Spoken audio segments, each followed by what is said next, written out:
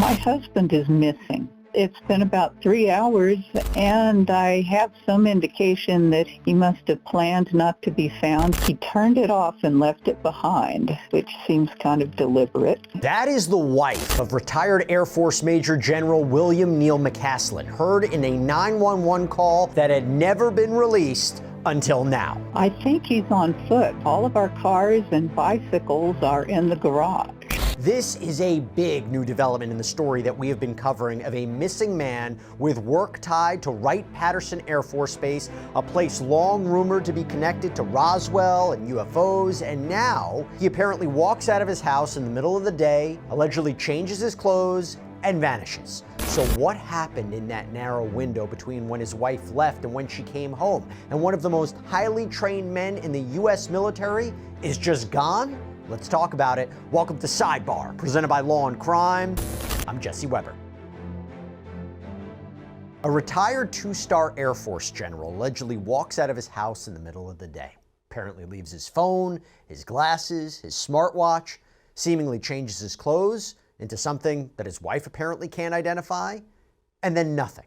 For weeks, no sightings, no video, no answers, just speculation. UFOs, government secrets, a name tied to hacked emails about Roswell. But right now, we have something new. We have something in our hands that as of right now, at the time we're publishing this, we haven't seen anyone else publish it.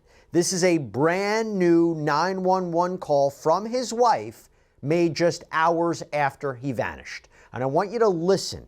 This is part of it. I want you to listen to what she tells the dispatcher. My husband is missing. Okay. And it's been about 3 hours, and I have some indication that he must have planned not to be found. That, again, is the wife of retired Major General William McCasland. And what she says next about his mental state, about him not wanting to be found, we're not only going to break it down, but we're also going to bring in somebody to help make sense of this, a key law enforcement expert with the Cold Case Foundation. Because when weeks go by with no answers, when a man who spent his career inside America's most secretive programs just vanishes into thin air, where do investigators even start? Where do they go? What do we make of this 911 phone call? Now, before we even get into this new audio that we haven't heard before, I need to put all of this into context so the call will make sense, okay? Who exactly are we talking about? Who exactly are we looking for? William Neil McCasland, 68 years old, retired Major General, United States Air Force. This isn't some random guy who wandered off. This is somebody who spent 34 years apparently working on some of the most sensitive technology the military has. Astronautical engineering, space acquisition, the National Reconnaissance Office, that's the spy satellite people.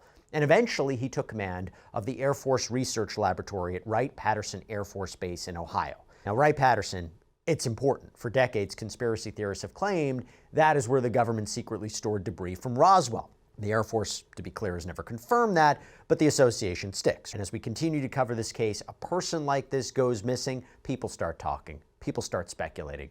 Now, the conspiracy theories aside, here's what we actually do know. We know that it was February 27th, a Thursday morning. Now, according to the Bernalillo County Sheriff's Office, around 10 a.m., a repairman shows up at McCasland's home on Quail Run Court in Albuquerque, in New Mexico. Scheduled appointment, goes inside, interacts with McCasland, that's confirmed. And about an hour later, 11:10, his wife, Susan, leaves for a doctor's appointment. When she gets back, just after noon, 12:04, he's apparently gone. Now, at first glance, maybe he stepped out for a walk. He's an avid outdoorsman, hiking, biking, skiing. Knew those foothills cold in the area. But then she starts looking around. His phone still on the counter. His prescription glasses sitting there. His smartwatch abandoned there. And his clothes? She says she knew what he was wearing when she left, but, and this is interesting, she ends up finding those clothes later in the closet. So he seemingly changed into something else, something she can't identify right now. So she calls 911, and right away she says something that will just stop you cold. Again, this is new audio. We haven't heard it before. Take a listen. This is April. How may I help you? Hi, April. My name is Susan Wilkerson. My husband is missing. Okay. And it's been about 3 hours, and I have some indication that he must have planned not to be found. He's left his phone. He changed his clothes into I don't know what. I think he's on foot. All of our cars and bicycles are in the garage. I left for a doctor's appointment at about 11:10, and he was here at that time at the house. And I got back from that at noon, and he was gone. He turned it off and left it behind, which seems kind of deliberate because he's always got his phone. He has a smartwatch. I don't know if that's with him or not. Has he ever done this before? Never. Nothing even remotely like it. He's a retired Air Force Major General. He's very responsible, but he's also facing some medical issues. Do you have any video at your home? No. Has he been diagnosed with any mental disorders or anything like that? Well, we've been seeing a doc for both physical and mental in terms of anxiety, short-term memory loss, lack of sleep. The same doc I went to see today. Does he carry any weapons on him? Well, not generally.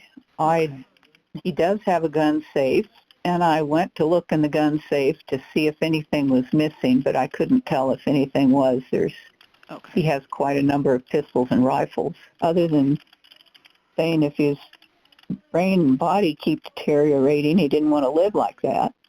But it seemed to me that was just a, man, I hate how this is going kind of thing, because I told him, yes, you do. Yes, you do.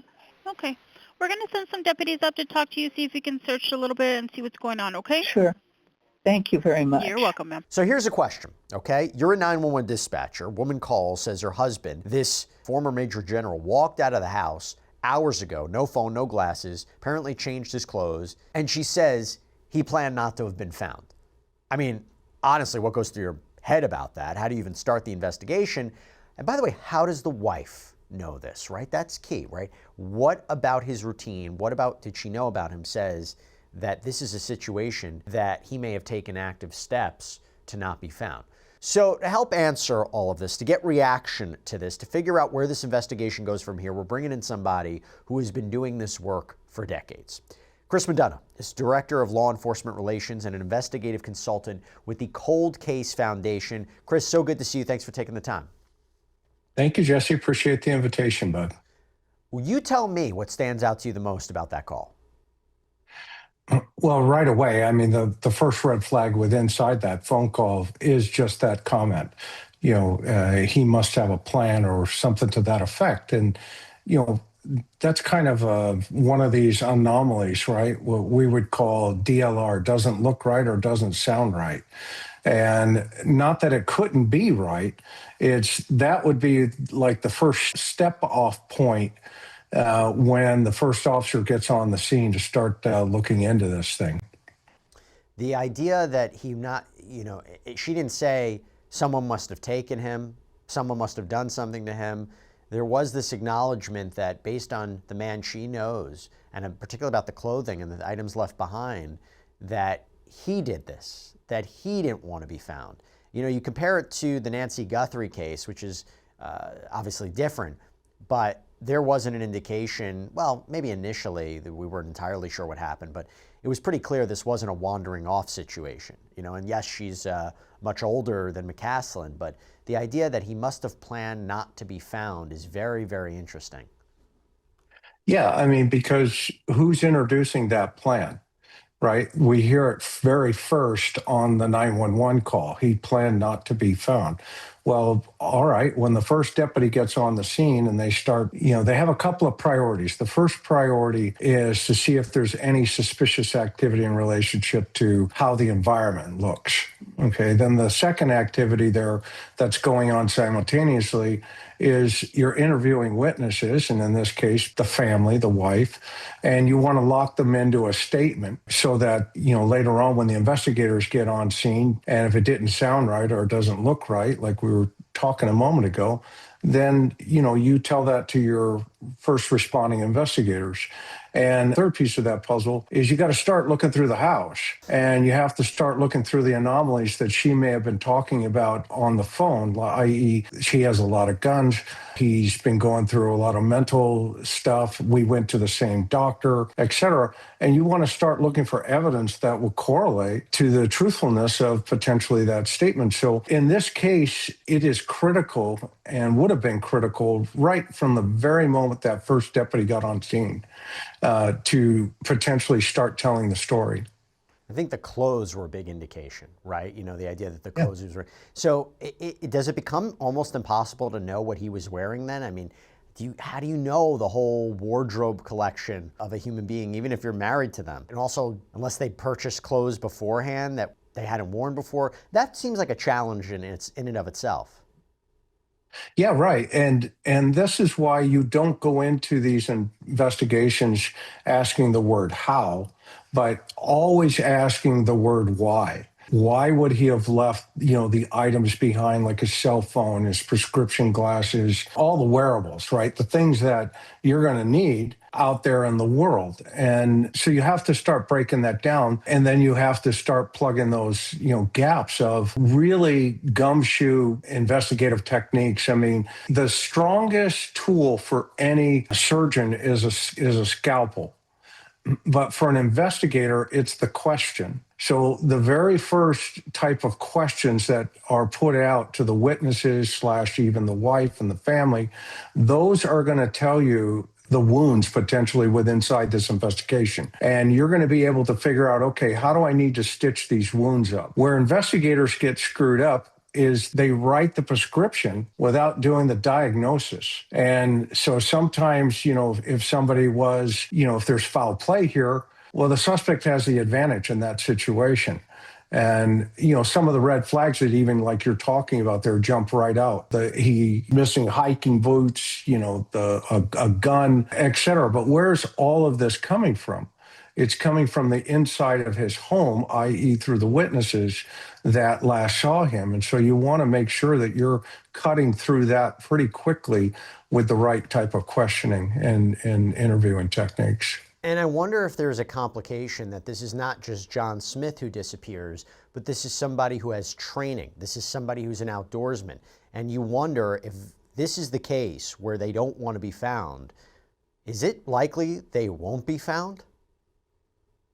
Well, that's always a possibility, right? I mean, with his military training, the question is, if he's wandering away from his house, you have to now do what they call a geographical profile and say, okay, how far would this guy get? He's 68 years old, may have some upcoming health issues, but he's also healthy.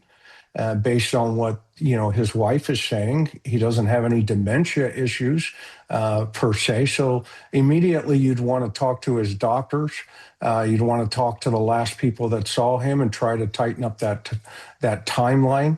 And then simultaneously, if he doesn't want to be found, then you want to start looking for a digital footprint in today's environment. I just want to go back to the mental health aspect of it, right? I think that's really a concerning, chilling part of it, the lack of sleep, short-term memory loss, anxiety. If my brain and body keeps deteriorating, a question of whether or not he wants to live like that. One of the challenges is if we are dealing with a situation, somebody did something to themselves, how on earth is it possible that with all of these agencies looking for him, that he still can't be found? That's why there are others who believe, was he apprehended? Was he taken? Or again, you go back to the idea you said, how can someone just disappear? But that's the part that's challenging, right? Even if somebody did something to themselves, where are they? Where's their body? Well, this is a really interesting case, and where I used to work in San Diego County. We had a case in Rancho Santa Fe. His name was Ian Spiro. I don't know if you've ever heard of that name, but he lived in a very wealthy neighborhood. His family, 4 members of his family, his 3 children and his wife, were found deceased in his house. And then he was later found, in, I believe it was the Borrego Desert, in his vehicle, and he had drank some cyanide. And everybody didn't know who he was at the time. But, just fast forward here and the correlations is he ended up being some high-level government operative where he was a gun dealer, et cetera, et cetera. And to this day, that case still has not been solved. And this has the smell of something like that, where, you have this high-level government guy who just, decides, hey, I'm just going to walk away from my house. They find a potential piece of clothing, a couple of miles away. But to your point, he's just evaporated. Now, people can do that, but there's also, to your point, all these other conspiracies he's coming up here. And you have to ask yourself, okay, well, what's going on in that house first? And you don't leave that environment because in this case, he's a very low risk victim, meaning his environment, he's at his house, his situation, he's at his house, his circumstance, it's early in the morning. That puts him way down on the low risk thing. So there's a higher probability that he was either targeted by somebody he knew or somebody that had access to his environment. And that window, the sheriff's office releases the timeline, repairman at 10 a.m., wife leaves 11:10, she's back 12:04. It's such a narrow window, and you wonder how investigators, work a timeline like that. And the sheriff's office, by the way, has been pretty open about how unusual all this is. Here's how they put it. His wearable devices and taking his phone were common practice with him. That is out of the norm. We said from the get-go that this was an abnormal behavior by his part, and thus we are looking at every possible aspect of it and willing to unturn any stone that we can in order to help identify where Mr. McCasland is. And apparently they searched hard: drones, helicopters, K9 unit, cadaver dogs. Grid searched the canyon where his wearable devices showed he hiked. And here's the thing. They later found the green shirt and the hiking boots that they thought he left in. This was at the family's second home in Pagosa Springs, Colorado, so they don't actually know what he was wearing. And by the way, the sheriff's office addressed that too. We've received a lot of tips about items that have been located. We check every one of them. We check with family and friends to see if those are items that were known to be utilized by him or owned by him, and we'll continue to do that. So that's the update on these items that you are seeing being brought forward. We're not saying he left in them. They are just unaccounted for. So Chris, you're hearing the response from law enforcement. It's been a while now. Where do you think they are at the investigation? Well, hopefully they're at a situation where they're starting to look at that digital footprint, if it exists. If, in fact, those items are connected to this particular disappearance and they're found at a different location, that means you potentially have two crime scenes here. And so now you have to connect those dots, right? How do we get from point A to point B? And then, from there, you have to work it backwards. Did he have a plan? I mean, let's say this was an intentional walk away. What was part of that plan? Well, if it's a rental car or if it's some type of vehicle that would be utilized to get to that second location, then that information is going to be available to law enforcement. They're eventually going to find that. But if there's, let's say, another situation where he runs into somebody, who has, and bad intent, for lack of a better term. I've had a kidnapping case where a mother left a pot of potatoes on the store, and she went to the local grocery store and she vanished. And we found her 4 months later. She was buried. And we also discovered that the suspects that she ran into were at the grocery store, and it was a kidnapping for robbery. And so if this is a situation where, let's say, he goes out and then he runs into somebody, we don't know if that's a possibility that could have taken him to a secondary location and said, okay, we're going to go from here. Yeah, or he wanted to meet with somebody. We just don't know because, again, it's such a narrow window when he left, when he went missing. I mean, goes missing right after the wife leaves. Those items are left. It's difficult to know one way or another. And then there's the gun, by the way. So this .38 caliber revolver, the leather holster, still missing. Sheriff's office was asked if he normally carried it. Take a look. He wouldn't commonly hike with a weapon on him. that would be relegated for maybe overnight camping trips and things of that sort, and then it was for personal protection. So what are we looking for with that? Well, if say General McCasland had recently gone to a pawn shop and sold that off, and we just weren't aware of that, or his wife wasn't aware of that, we'd want to know that. And so that would be something that would be of interest. If someone is hiking in the mountains and finds a spent .38 special casing, that would be unique, that we would want to be able to take and process. So that's why we're putting that information out. Yeah, Chris, real quick. I mean, that's a really smart police work to try to figure out how the gun could be connected, but I haven't heard any updates about it. So I wonder if that's a dead end now. It could be, Jesse. It actually could. And the anomaly there is he took it with a holster. Okay. If you're going to, typically with somebody who's going to do self-harm, for lack of a better term, why do you need the holster? Okay. I mean, I've seen so many death scenes that if somebody's going to take care of business, i.e. they're going to hurt themselves, they're just going to tuck that weapon right in, potentially into their pants or carry it or whatever. I would challenge and say maybe again, if we're talking about him taking it, custom. Mm-hmm. I mean, it was its process. He always kept it in the holster, let's say. And maybe, I don't know what distance he might have traveled. It would have been whatever alleged plan he had or whatever he wanted to do. It would have been more secure to have it in the holster before he decided to use it, or if he needed to use it. Right. And I wouldn't disagree with that at all. But at the same time, he's going to go to a location where they're going to find his body. And they haven't discovered that at this point. So it's almost like these items are mentioned to create this confusion. And that's, I guess, where I'm going there in that thought process. It's like there's too many little details that do not make sense. The boots, the wallet, all the stuff that he left behind.